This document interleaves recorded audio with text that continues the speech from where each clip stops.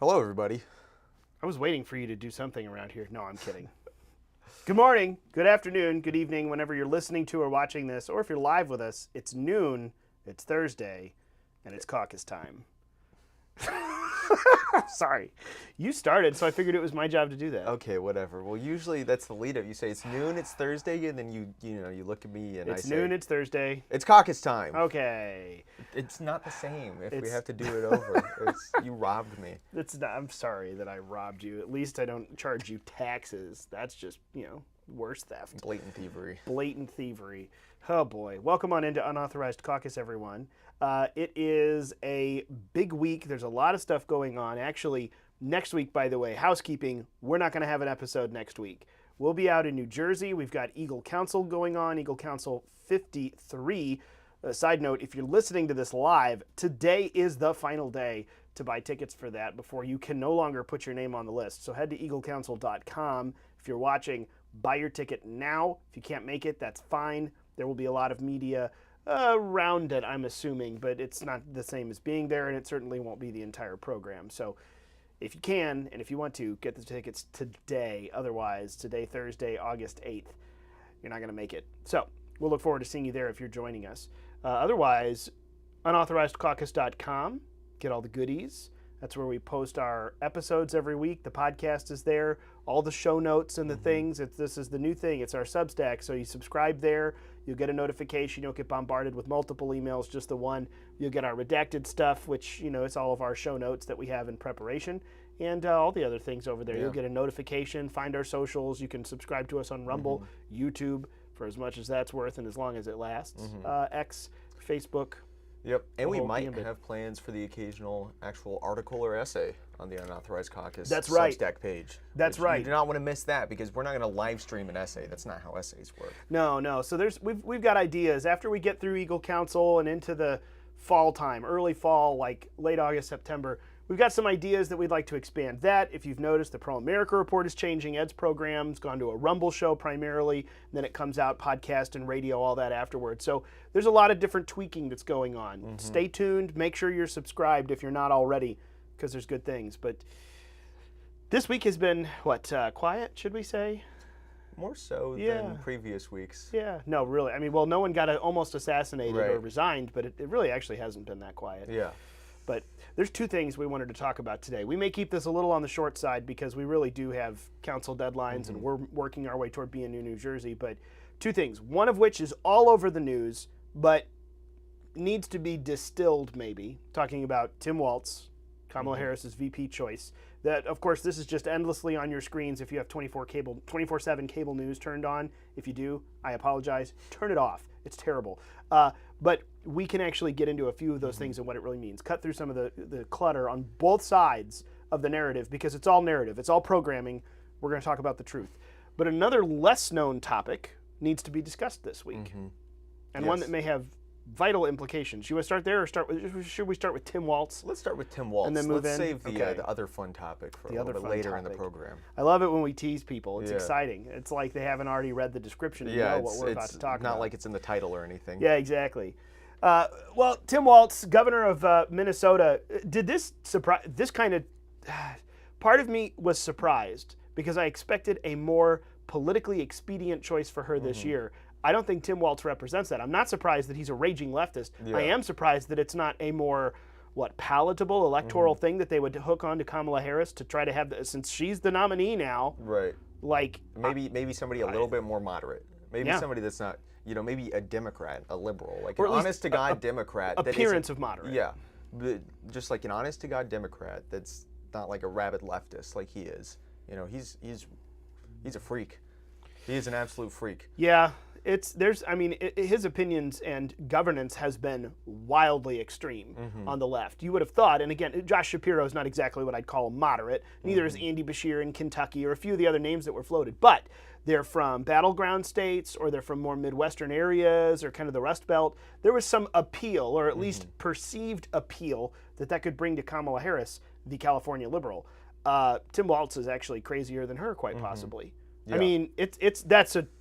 Don't make me put money on that one. Right. Both of them are in a league all of their own on the crazy leftist scale. But he's got an indicting track record. Yes. Yes, there's a lot of good things to hit on that people have been hitting on, and I think that the Trump-Vance campaign can continue to hit on. I mean, there's his stolen valor with his That's a big one. Deserting his military service. I mean, and Vance was a Marine.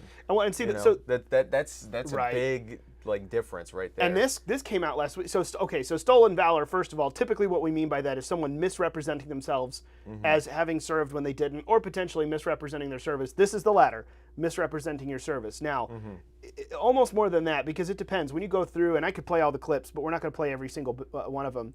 He talked about at different points, truthfully in the past, he was in the Minnesota National Guard. Now, by the way, in case you're not super familiar, Tim Walz he was in the U.S. House of Representatives, Minnesota's 1st District, from 2007 to 2019 is when he served. And then he ran for governor in 2018. He ran for governor in 2018.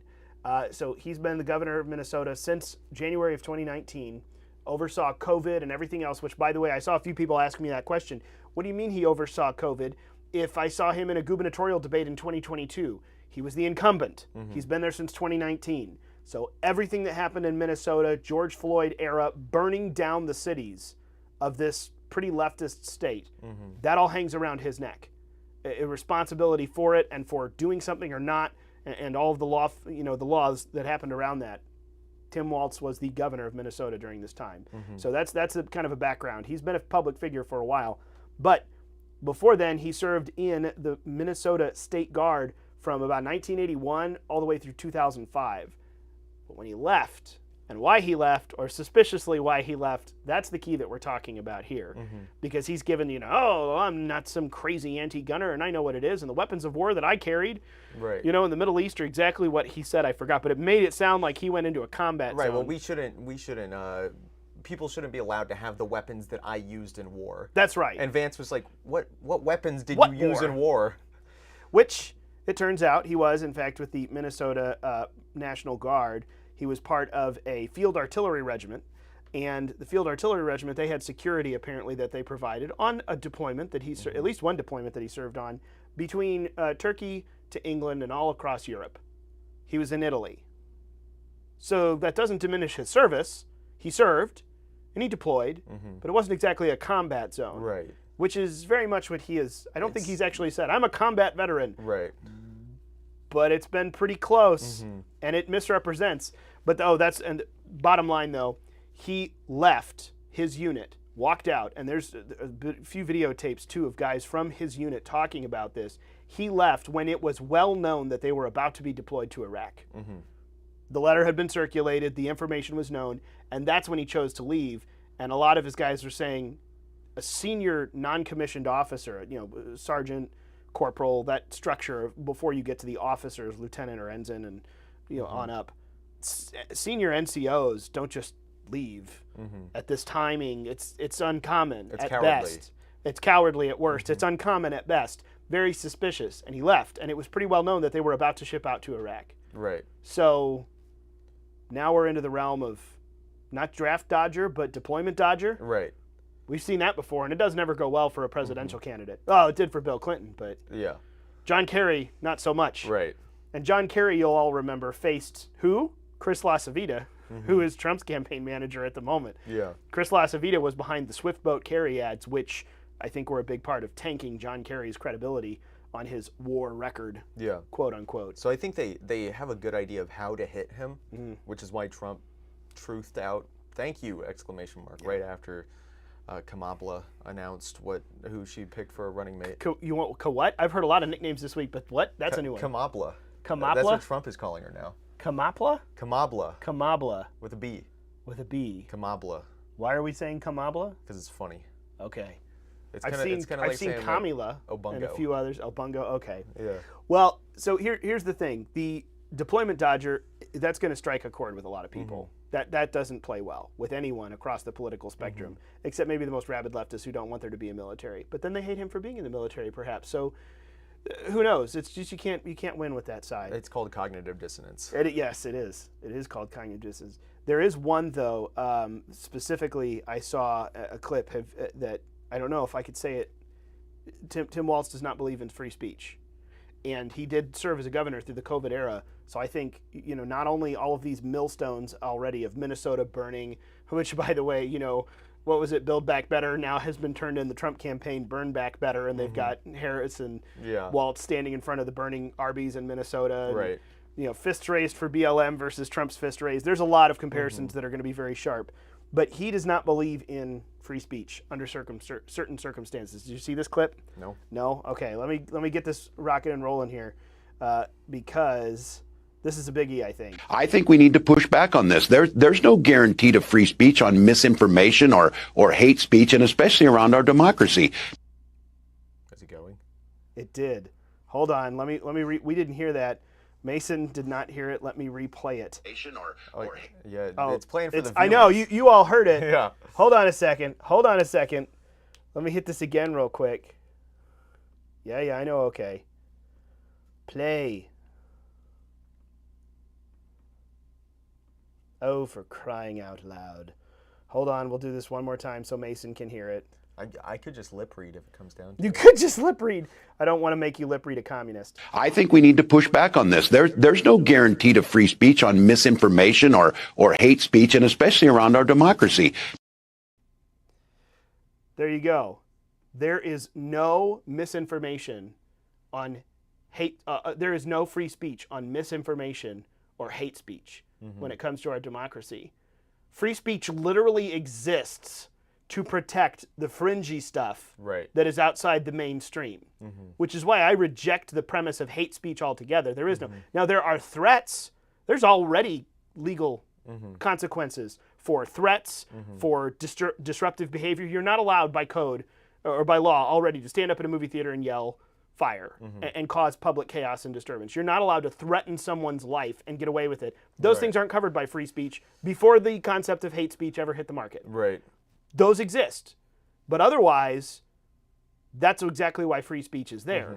To question a narrative, to ask or espouse different facts and let the issue play out, or to say something that seems hateful and derogatory or wrong to some of us, but guess what? It's your right to say their words. Now, if that word becomes a threat, or if it becomes there's already an issue. There's already something in law to deal with that.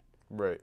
So that's why I reject the hate speech thing from the get-go, because it really is a propaganda, narrative-driven thought speech thing. Right. Or thought crime. Not a hate crime. Yeah. It's a thought crime that they're putting in. But this is what he espouses as the current governor of a state. You don't have free speech if it's misinformation. Well, who defines that? Or hate speech. Well, who defines that? Right. It's always the government. What he's saying is that the government should have the ability to fine you or put you in prison if you said in 2020, I don't know about this vaccine stuff. I'm skeptical of this. And now they're putting warning labels on the vaccines for the same things that social media banned people for saying in 2020. They're saying, well, one of them even had to, the long name company had to even pull their vaccine. Like, you can't get it anymore. I don't even remember which one it was. But I know people who got that vaccine, and now Pfizer has increased risks of myocarditis in the little paper that comes with the vaccine. Right. Nobody reads that paper. No one gets it. Yeah. It comes out of the package, and they come and do the inoculation for you, which that's not even the right word, the shot. They come and do the shot for you. They don't hand you that paper. Excuse me, would you like to read the risks, page? Right. No one does that. Right. We were banned from social media in 2020 for saying these things. You weren't allowed to talk. Some people were, maybe not for this, but for a lot of similar things, debanked and, shut out from society for saying things that now Pfizer is admitting, okay, yeah, this was true. And, but the whole legal structure around vaccines is set up so we can't ever get any recompense from them, or the social media companies for that matter. And same for, Black Lives Matter. They were saying in 2020, white silence is violence. And I think we need to remember this line. This is what they were saying, and it's not like they changed their minds. The most radical on the left actually believe this. If you are not full-on anti-racist, pro-BLM, all the way like, oh, we need reparations, that is violence. They view that as violence. And I mean, this free speech doesn't cover violence. So if they can say this is violence, that means, okay, well, in not posting that little black square on Instagram, you remember that when everybody posted the black square, and not posting that, you have been silent, which means you have been violent towards the less fortunate among you. which means you now have to go to prison. That's what that means. That's what Tim Walz wants. That's what Kamala wants. And I don't think that that's good to have in the federal government. No, and I mean, this is, to your point, into what we were just talking about a minute ago. It's like Tim Walz read George Orwell and took the wrong, he did not understand who the hero and the anti-hero were. Right. It's like, wow, this is a good idea. Yeah, exactly. He was, oh, this is a fantastic blueprint. Well, that's exactly what you people are doing, because that's exactly what this is. We all know, we've seen it. There is no such thing as just, well, we can be quiet, I don't have to agree. No, that's the part. And it's always this way. It has always been in this PC world, really in this Marxist critical theory world.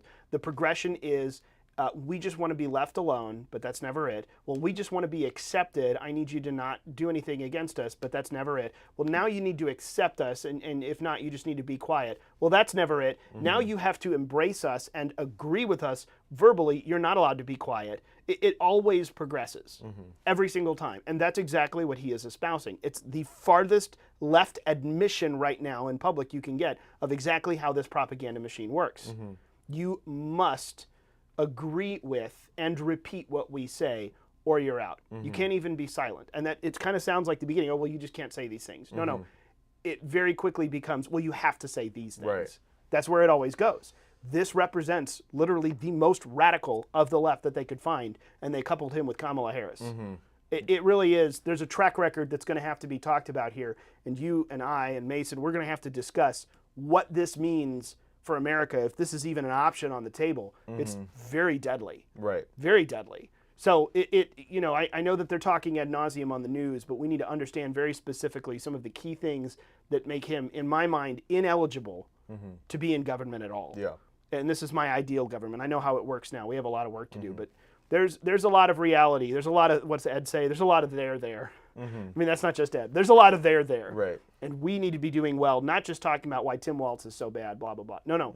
He's espousing this. This is antithetical to everything that is America. Right. So let's hit those key points before we move on to the next subject. Tim Walz is a deployment dodger, murky about his record. He is against free speech. He wants to criminalize misinformation and hate speech, that he will decide on what that is. Tim Walz was pro the 2020 riots. He allowed those to happen. There's lies out there that Trump was okay with that. He wasn't. He wanted him to deploy the National Guard, and Tim Walz didn't. So he's pro that, whereas Kamala at the same time was raising bail money for those few that did get arrested. So they are pro-violence and pro-riots, which makes them necessarily anti-business. What else is there? He set up the reporting system during COVID, so you can report on your neighbors. Snitch on your neighbor hotline. Yes. Remember that. That's literally what the Soviet Union did. That's what they do in North Korea. And I think one of the final key points is Tampon Tim, which is going to stick now that Hillary tweeted it. That was kind of stupid of her. That really was. She's given us so many gifts. Yeah, she really thought it was a good idea to make Tampon Tim stick. He put tampons in boys' restrooms in public schools. Not him personally, obviously, but actually maybe. He approved this, though. Yes, he approved and this. And again, this is, we're supposed to be the weird ones. You're talking about some of the wildest social experimentation and agenda on the most innocent among us. You're part and parcel to that, pushing it. This guy's so far outside even mainstream liberals in America, because there's a lot of folks out there in the middle who, sure, fine, people can marry who they want and blah blah blah blah blah, but kids, like that's pretty common still, even for people with whom I disagree on so many things. That one crosses a line for a lot of people. This guy's one of the ones not just complicit with it, but pushing it, running the agenda, at least in his state. Right. So what we want you to remember and remind people of: he's a coward. He's pro-riots, he's pro-transing kids, and he's anti-free speech. We've got to be laser focused on these things as we talk to people, because this is, I believe, and again, I think electorally, this is a gift. If the Trump campaign uses it correctly and stays on target, this is a gift, because these are two very lacking in any kind of credibility candidates. They could have picked so many more people who would have potentially been palatable and stolen away a lot of our talking points, but now they're gifting them to us. We must use them. Yep. Second up, the other big thing that you maybe haven't heard about this week, turns out Elon Musk buying Twitter has actually turned into a pretty decent thing.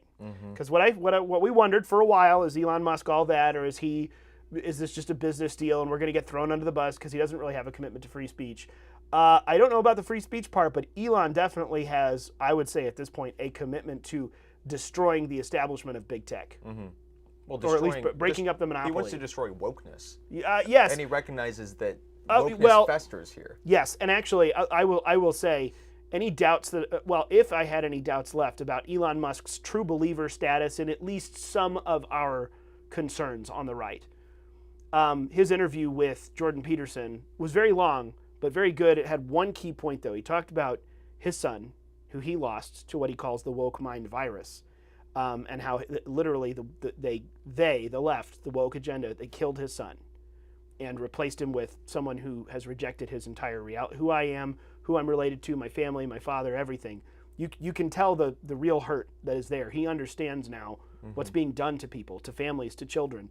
But then he even goes so far as to say, I don't know about being a Christian. I guess I'm a cultural Christian because I believe in these. I want these people in charge. And it was a very interesting, revealing interview. Elon Musk understands who the enemy is. He may not have all the right answers, but he knows who the enemy is. And he's doing something about part of that. Yep. Lawsuit. If you're watching us on Rumble right now, or if you follow us on X, you're on the two platforms that have teamed up to go after this cabal, I guess you could call it, or I forgot whatever the word is that they use in economics when there's a whole group of people that are teaming up to stifle competition. But that's exactly what's going on here. Right. A cabal or something like that. It's another C word. Anyways. Yeah, so the... I was just going to let you dry, let you hang out to dry there. Well, he's going after GARM, G-A-R-M, which is the Global Alliance for Responsible Media.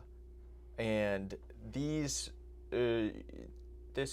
organization, which is related to a bunch of other organizations, like big corporations, including Alphabet, Google, which also had a big blow dealt against it in the antitrust case going against them right now. Very much. I was about to say, this week. As a side note there, Georgia, just so we don't have to dwell on it, Georgia ruled in a very big, a landmark antitrust case that Google was in fact a monopolist in relevant markets, and they have unlawfully used their dominant position to sustain its monopoly. Now, we could go into how the government created the Google monopoly, which I have a very big, I believe that's accurate, but this is big. That just happened this week, August 5.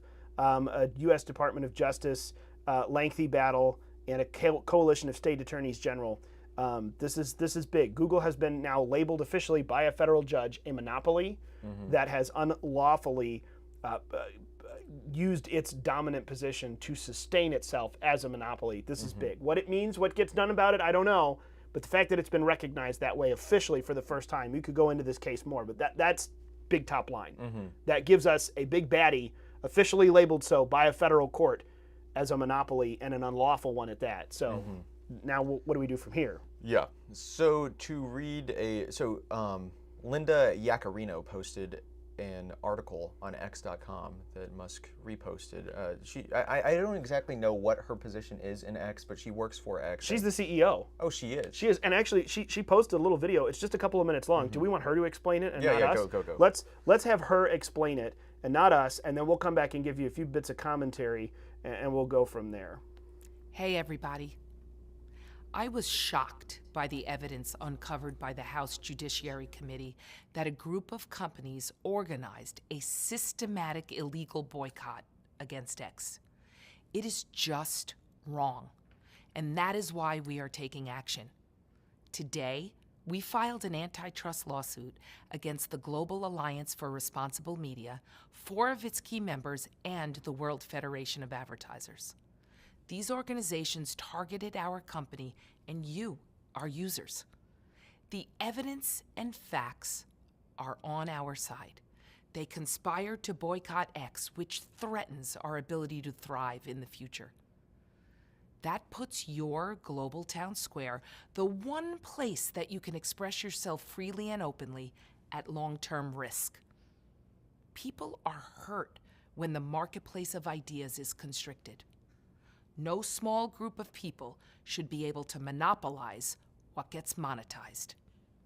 This group is no match for the power of our users. All of you, the very same users that have driven usage of X to all-time highs. I joined X because I believe in the power of the global town square. It's users like you, people of all backgrounds and opinions, who make X indispensable. You deserve an open platform where your views can be expressed without restriction and without fear. To all of you who have been part of this transformative journey that we're on, thank you. Rest assured, X has never been more committed to innovating and expanding all of our global town square.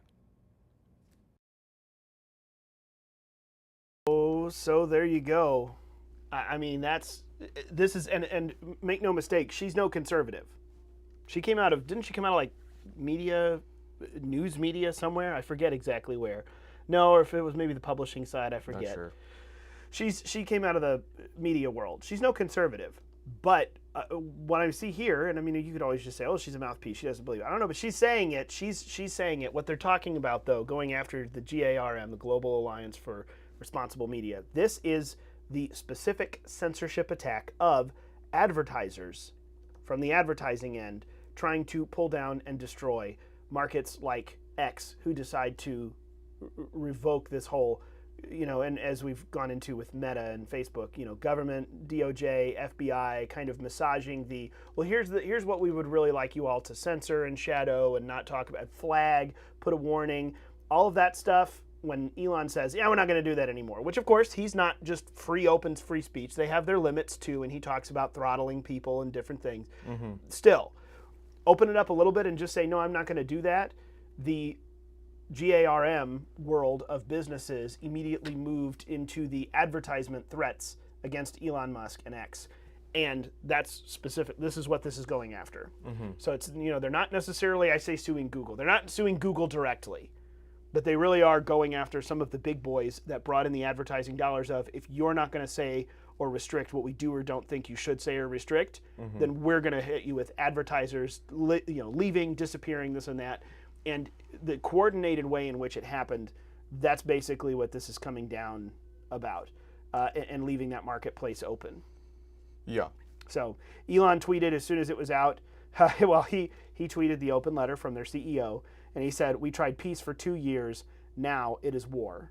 And then he came back with a commentary throughout the day about how I strongly encourage any company who has been systematically boycotted by advertisers to file a lawsuit.